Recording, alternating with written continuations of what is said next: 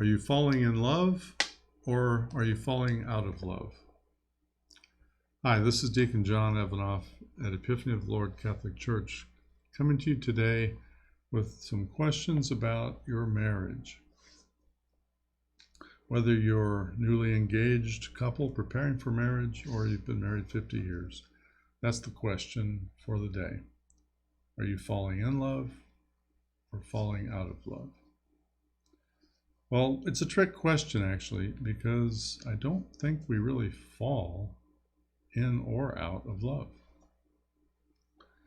As you've heard me say before, love is a decision, not an emotion, not a feeling.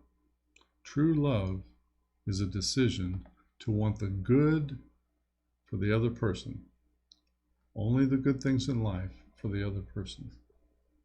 And so how can you, if that's true, fall into wanting good for others? You can't. It's a decision. You have to work at it. And so I ask all you married couples and those couples who are about to be married to go through the vows that you'll profess or have professed. And maybe you can do this with your spouse sitting in front of this video. The deacon or priest would ask first, so-and-so and so-and-so, have you come here to enter into marriage without coercion, freely and wholeheartedly? What's that mean?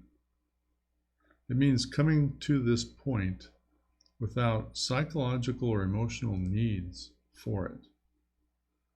It means coming to this wedding and this marriage without a financial need for it, without family expectations for it, without grandma wanting you to have a Catholic marriage, for example.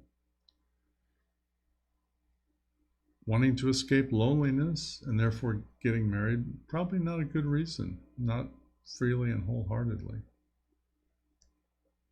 Because you see, it's not dependent on the feelings or emotions as much as it is you're free from anything that is forcing you to come to this decision of marriage. Second question, are you prepared as you follow the path of marriage to love and honor each other for as long as you both shall live? I think we have a tendency to focus on as long as you both shall live, meaning the permanence of marriage. However, there's more in that sentence.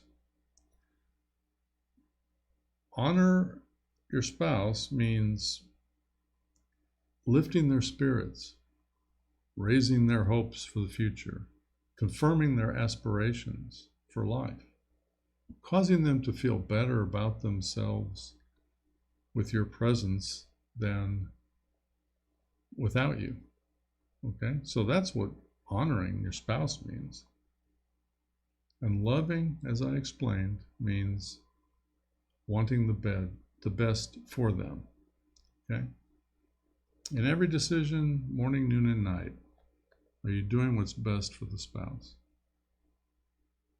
Third question, are you prepared to accept children lovingly from God and to bring them up according to the law of Christ and His church? Accepting them from God. Not playing God in bringing them up when you feel like it. Not actively preventing pregnancies. Not letting the TV babysit your child for the first 10 years of life, but actively being involved in teaching them the faith.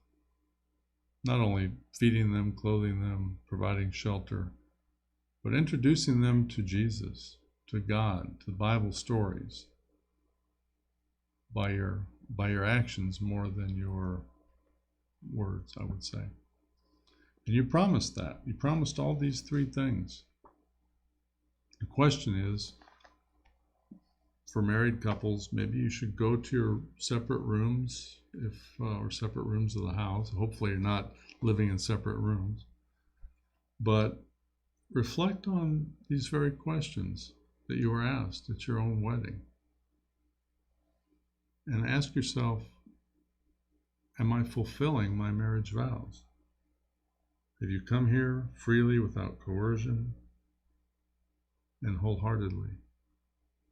Are you prepared to love and honor each other as long as you both shall live? Are you prepared to accept children lovingly from God and to bring them up according to the law of Christ and His church? Those are the questions for today. And hopefully, the answer to all those was then, I do, and is now, I still do. God bless.